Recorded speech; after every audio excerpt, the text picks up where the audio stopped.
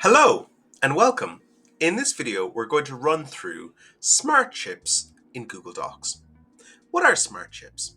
Smart chips are tags that we can directly embed in Google Docs, and they allow us to reference things like people, such as contacts from Google Workspace, events, other documents, and much more. So let's take a look, shall we? To use smart chips, all you need to do is press the At key. When you do, the Smart Chips menu will appear. Let's run through some of the options available. People chips allow us to embed a contact tag to a user that has a Google account. It does not tag the person chosen, but does allow you to share that person's contact details. Date chips allow us to embed a particular date and time in a document. This can be useful for assigning a date to a process, but also allows users to book meetings on that specific date. Drop-down chips embed a clickable drop-down menu. They are very useful for progress trackers.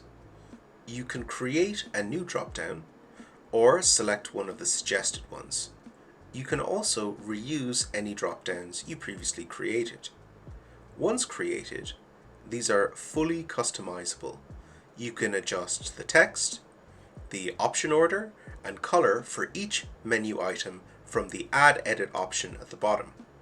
You can also add additional options if you wish. There are two time-related smart chips. Stopwatches count up and can be started, paused, or reset by clicking on them. Timers count down and send a notification in the bottom left corner when they reach 0.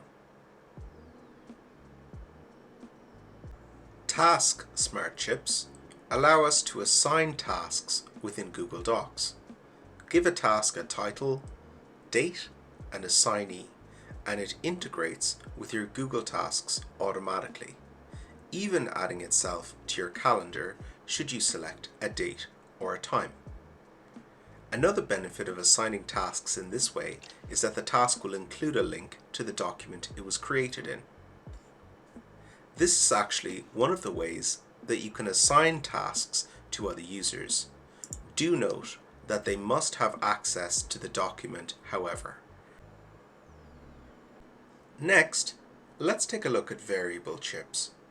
Variable chips are a new feature that makes document creation for things like invoices, contracts, or broader communications much easier.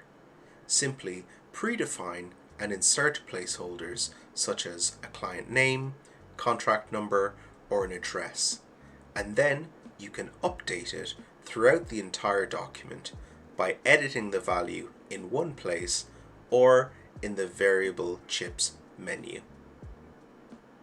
Voting chips allow you to do just that. Set up a vote within a document. They function in a similar way to a like button on social media.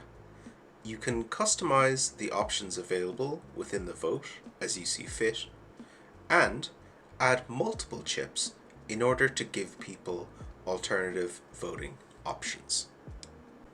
Below the building blocks section, which we'll cover in another video, you can see options for linking to other files from your Google Drive and to calendar events. Once these are embedded in your document, they act the same as links, allowing you to copy or navigate directly to the item, file, or event that you have embedded. Do note that if you prefer, you can type the name of the smart chip that you're looking for. This may be an easier way to link to other documents or calendar events. Experiment with this search bar because there's a lot of different features that you can access just by clicking at and typing what you're looking for. And that's it for smart chips. We hope that you have a better understanding of them and will utilize them in your future files. Thanks for watching, and we'll see you in the next one. Thanks for watching. Here at the Live Learning Company, we aim to take the hassle out of tech and put the human back into digital training. We deliver scalable training sessions in productivity and collaboration apps such as Google Workspace and Microsoft 365. Our sessions are delivered live by trainers, meaning you can ask questions as you learn. Click on the link to see our website and learn more.